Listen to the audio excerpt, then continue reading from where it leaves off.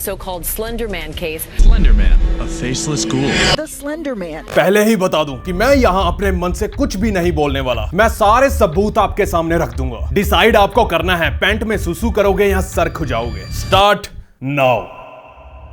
31 मई 2014 अमेरिका के विस्कॉन्सिन में वोकेशा पुलिस डिपार्टमेंट के पास एक कॉल आती है जिसमें कि एक बंदा जिसका नाम ग्रेग स्टैनबर्ग था, वो बताता है कि वो साइकिलिंग करने जंगल की ओर जा रहा था तो उसे एक लड़की रोड की साइड पर मिली जो कि खून से लथपथ थी और उसे सांस लेने में प्रॉब्लम आ रही थी और वो कह रही थी उसके ऊपर बहुत बार चाकुओं से वार किया गया और इस 12 साल की लड़की का नाम था पेटन ल्यूटनर। और जब पेटन हॉस्पिटल लाई गई तो डॉक्टर्स का कहना था कि पेटन सिर्फ मौत से 1 मिलीमीटर दूर थी, लेकिन पेटन को डॉक्टर्स द्वारा बचा लिया गया। सवाल अब यह था कि किसने पेटन को मारने की कोशिश की थी। देखिए, मैंने खुद तो कभी भी भूत प्रेत को नहीं देखा भी होगा तो आई डोंट नो, मैं नहीं बताऊंगा, लेकिन भूत प्रेतों के किस्से जरूर सुने हैं। और पेटन की 2 बेस्ट फ्रेंड जिनका नाम था मॉर्गन गीजर और अनीसा वियर, उन दोनों लड़कियों ने यह बताया कि एक फेसलेस मैन जिसका चेहरा नहीं था, जो कि एक प्रकार की रूह है, उसी की वजह से पेटन पर चक्कू से हमला हुआ और उस फेसलेस चीज का नाम था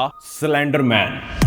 The victim is Peyton Leitner. This is where we do a deeper dive into the most high-profile. What got people talking about this? You know, there are a lot of motives to kill, but this one.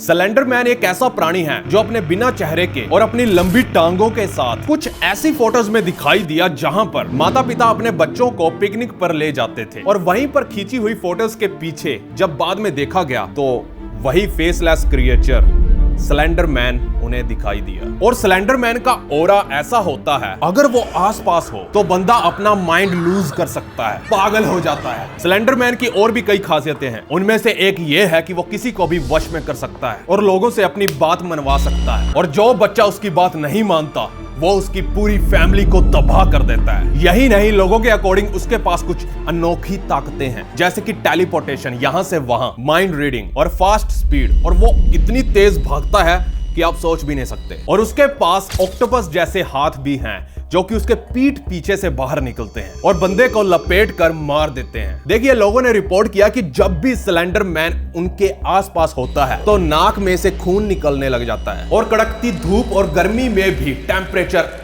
अचानक drop होने लगता है और लोगों को ठंड लगने लग जाती है। क्या आपने कभी रात को ऐसा महसूस किया है कि आपको कोई देख रहा है, ठंड से रोंगटे खड़े हो जाते हैं और अगर आप भागकर घर पर वापस नहीं पहुंचे तो वो आपको पकड़ लेगा? कुछ ऐसा ही ऑरा है स्लेंडर मैन का। लेकिन स्लेंडर मैन सच में है या नहीं ये तो नहीं पता, लेकिन लोगों ने उसे देखा जरूर है और वो भी बच्चों के साथ। ऐसा नहीं है कि सिर्फ बच्चों के साथ ही स्लेंडर मैन को देखा गया है, इस चीज को आज के दिनों में भी कई बार हाईवेज के ऊपर या रोड्स के साइड पर भी देखा गया है और ये सारी घटनाएं कार के डैश कैम में भी रिकॉर्ड हुई हैं और नॉर्मल कैमरास में भी।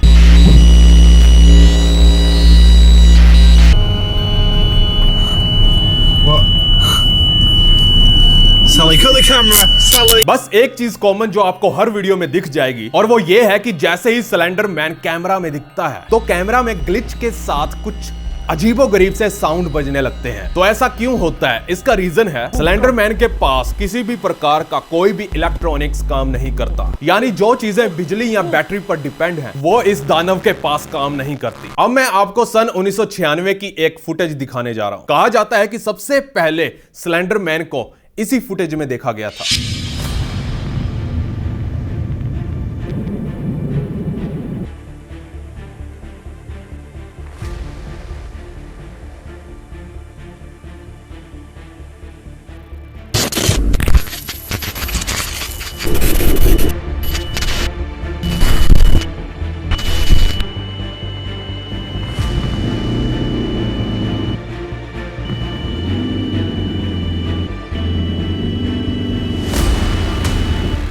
आपने एक चीज नोट की, जैसे ही कार उस चीज के पास पहुंची तुरंत कैमरा की बैटरी लो हो गई और गाड़ी की लाइट्स भी गुल हो गई। स्लेंडर मैन की पॉपुलैरिटी को देखते हुए इस पर कई मूवीज बन चुकी हैं, जैसे 2013 में आई द स्लेंडर मैन और 2018 में आई स्लेंडर मैन। इन पॉपुलर मूवीज में ढंग से बताया गया है कि स्लेंडर मैन क्या है और वो क्या क्या कर सकता है। लोगों का तो यह भी कहना है कि अगर आप स्लेंडर मैन पर रिसर्च करते हो, उसके बारे में जानने की कोशिश करते हो, तो आपको पहले तो बुरे बुरे सपने आएंगे और फिर आप लापता हो जाओगे। स्लेंडर मैन इस दुनिया में मौजूद है, इसका आज तक का सबसे बड़ा सबूत 2014 में इस लड़की के साथ हुआ हादसा है। खैर, मुझे भी अब डर लगने लगा है, बिकॉज जब मैं स्लेंडर मैन के ऊपर रिसर्च कर रहा था तो नेक्स्ट डे मुझे भी बुरे बुरे सपने आने लगे। शायद मैं उसकी नजर में आ चुका हूं। स्क्रिप्ट भाड़ में गई, मुझसे ये छपरीगिरी नहीं होती। वैसे स्टोरी सुनने में मजा आया ना? हो सकता है आपके भी किसी फेवरेट यूट्यूबर ने इसी तरह स्टोरी सुनाई होगी और आपने यकीन कर लिया होगा। वैसे मेरा स्टोरी बताने का तरीका उन गधों से थोड़ा हटके है। क्या मतलब, मेरी जैसी आवाज और पर्सनैलिटी है किसी के पास? स्टोरी सुनाने में सबके पापा हैं हम। जिन जिन यूट्यूबर्स ने स्लेंडर मैन की स्टोरी को कवर किया है और बड़ा चढ़ाकर दिखाया है, उनके कमेंट में जाकर लिखो पापा ने पोल खोल दी। यह लिखना इसलिए जरूरी है क्योंकि कुछ यूट्यूबर्स बिना रिसर्च किए ज्ञानी बने घूमते हैं और अपनी ऑडियंस को बेवकूफ बनाते हैं और अंधविश्वास को बढ़ावा देते हैं। वैसे आज तक हम कई घटनाओं को एक्सपोज कर चुके हैं, लेकिन आज हम एक्सपोज करने वाले हैं दुनिया के सबसे बड़े अर्बन लेजेंड स्लेंडर मैन को। गाइस, शुरुआत में हमने पेटन की बात की थी, चलिए उसे कंटिन्यू करते हैं। क्या 12 साल की पेटन भी स्लेंडर मैन का शिकार थी या कुछ और? लेकिन यहां पर कहानी में एक ट्विस्ट है, और वो बात यह है कि पेटन को मारने की साजिश स्लेंडर मैन की नहीं बल्कि पेटन की ही खुद की दो best friend Morgan geyser and Anisa wear ने की थी। मेरे भी पैरों तले जमीन खिसक गई जब मुझे यह पता चला कि दो 12 साल की बच्चियां अपने ही हम उम्र दोस्त को मारने की साजिश रच सकती हैं। लेकिन क्यों? इसका जवाब है स्लेंडर मैन की वजह से। बचपन से ही मॉर्गन काफी इमेजिनेटिव बच्ची रही थी। वो खुद में ही मस्त रहा करती थी और उसकी सिर्फ एक ही दोस्त थी जिसका नाम था पेटन। यस, वही पेटन। जब मॉर्गन और पेटन 6th ग्रेड में एंटर हुए तो उनकी मुलाकात अनीसा वियर नाम की लड़की से हुई, और अनीसा भी मॉर्गन की तरह ज्यादा फ्रेंड्स नहीं बनाया करती थी। वो भी अपने इमेजिनेटिव दुनिया में खोई रहती थी। फिर एक दिन अनीसा ने मॉर्गन को एक वेबसाइट creepypasta.com के बारे में बताया, जहां पर अजीबोगरीब यानी वियर्ड स्टोरीज पोस्ट होती हैं। स्पेसिफिकली बात करें तो वहां से ही मॉर्गन को स्लेंडर मैन के बारे में पता चला। अनीसा ने जब स्लेंडर मैन की कुछ फोटोज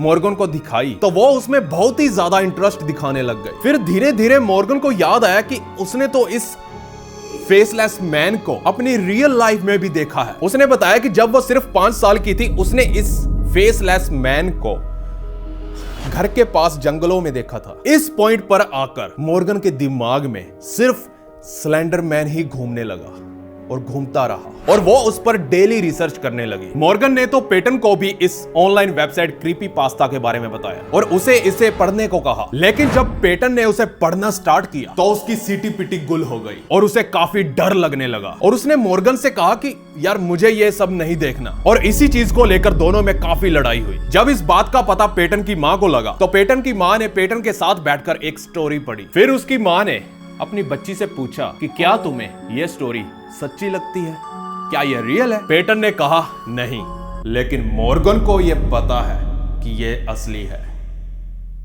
पेटन के मुंह से यह लाइन सुन पेटन की मां थोड़ा घबरा गई। अब पेटन ने तो स्लेंडर मैन के बारे में बातें करना बंद कर दिया, लेकिन मॉर्गन का ऑब्सेशन स्लेंडर मैन को लेकर किसी और ही लेवल पर पहुंच गया। ऐसा करते करते 1-2 साल बीत गए। अब अनीसा और मॉर्गन स्लेंडर मैन के बारे में नई नई चीजें पता लगाने लगी, और उसमें से एक चीज ये थी कि अगर वो स्लेंडर मैन की प्रॉक्सी यानी सर्वेंट मतलब नौकर बन जाएं, तो वो उसकी फैमिली को नहीं मारेगा और उन्हें अपने मेंशन पर रखेगा जहां पर सारे क्रीपीपास्ता कैरेक्टर्स रहते हैं। लेकिन प्रॉक्सी बनने के लिए भी उन्हें एक टेस्ट देना होगा। उन्हें स्लेंडर मैन को यकीन दिलवाना होगा कि वो उनके सर्वेंट बनने के लायक है। इसके लिए उन्हें वो करना होगा जो कि एक छोटा बच्चा कभी सोच भी नहीं सकता। उन्हें किसी की बलि देनी होगी, और जो विक्टिम उन्होंने चूज किया उसके बारे में मेरे से ज्यादा आप जानते हो। जी हां, मॉर्गन की बचपन की दोस्त पेटन।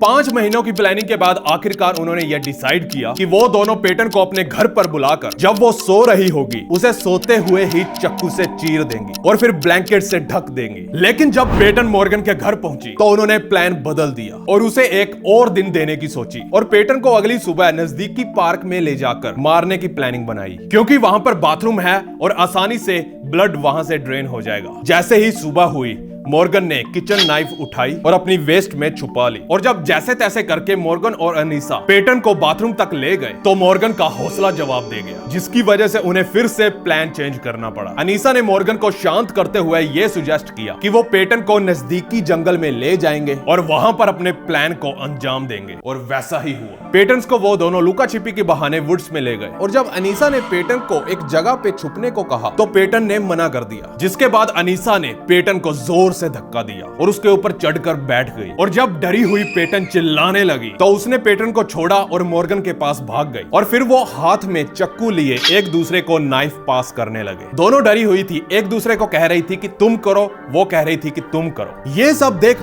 पेटन डर भी रही थी और कंफ्यूज भी हो रही थी कि आखिर ये हो क्या रहा है। इतना सब कुछ हो रहा था कि पेटन के दिमाग में यह ख्याल भी नहीं आया कि क्यों ना वहां से भाग लिया जाए। आखिरकार मॉर्गन ने नाइफ को अपने हाथ में लिया और अनीसा से कहा, I am not going to until you tell me to. जब तक तुम मुझसे नहीं कहोगी तब तक मैं नहीं करूंगी। फिर अनीसा बोली, नाउ।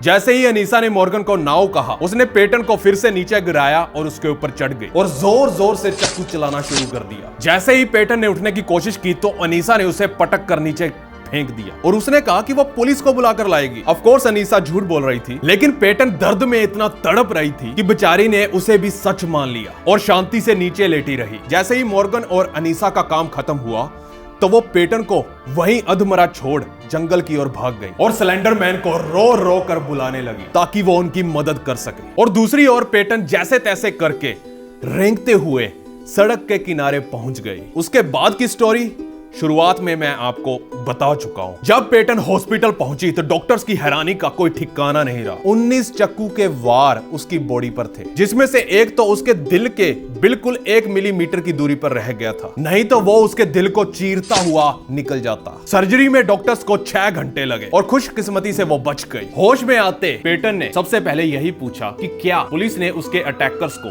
पकड़ लिया। घटना के कुछ ही घंटों बाद अनीसा और मॉर्गन को पकड़ लिया गया और उन पर इंक्वायरी चालू कर दी गई। जब पुलिस ने उनसे पूछा कि तुमने ऐसा क्यों किया, तो मॉर्गन ने बिना डरे स्ट्रेट फॉरवर्ड बता दिया कि क्या स्टोरी थी और इसके पीछे की वजह क्या थी।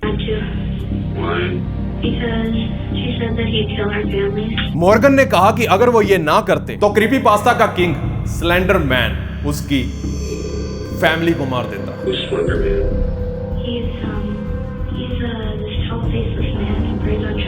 मॉर्गन अपनी इंटेरोगेशन के वक्त बहुत ही शांत दिखाई दे रही थी, लेकिन अनीसा बहुत ही टेंशन में थी अपनी सिचुएशन को लेकर। इन्वेस्टिगेटर्स मानते थे कि मॉर्गन को अपने किया का कोई पछतावा नहीं था।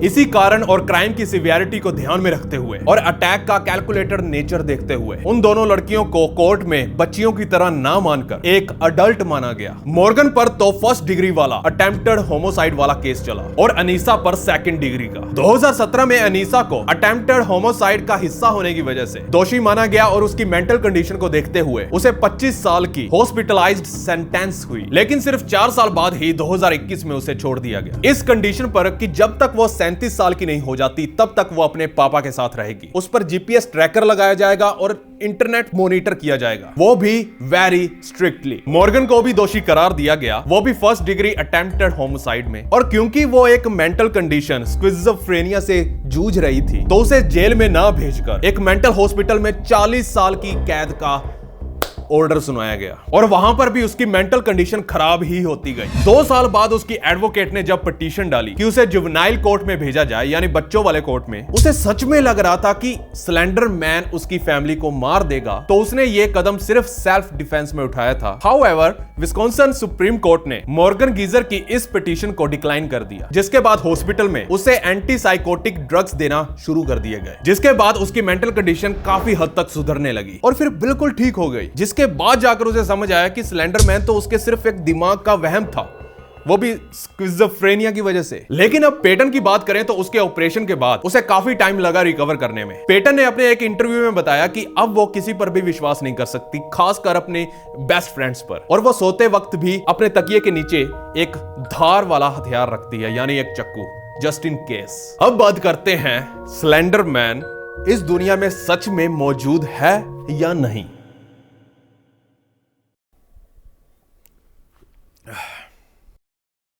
स्लेंडर मैन एक बकवास अर्बन लेजेंड के अलावा और कुछ नहीं। मैं इसके आपको और भी ढेरों प्रूफ दूंगा।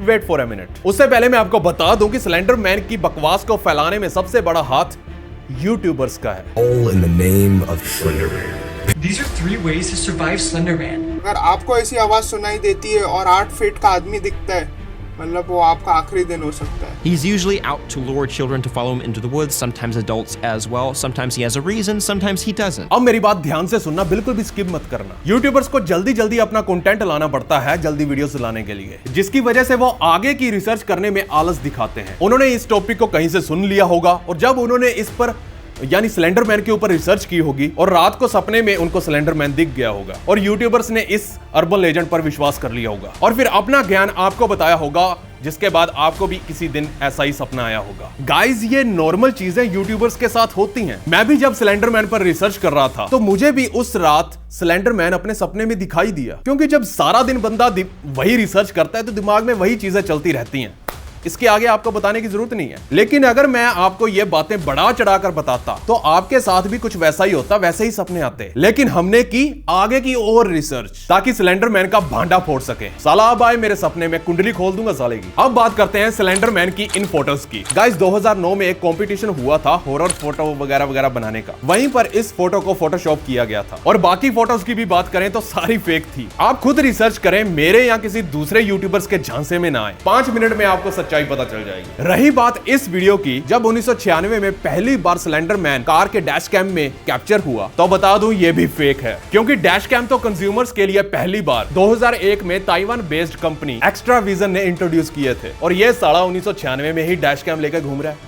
वाह, स्लेंडर मैन सिर्फ मन का वहम है। अगर आप इस वहम में पढ़ना चाहते हो तो दरवाजे खुले हैं। YouTube पर सर्च करो स्लेंडर मैन। वहम में डालने के लिए बहुत सारे फॉरेन यूट्यूबर्स और शायद कुछ इंडियन यूट्यूबर्स भी आपका इंतजार कर रहे हैं।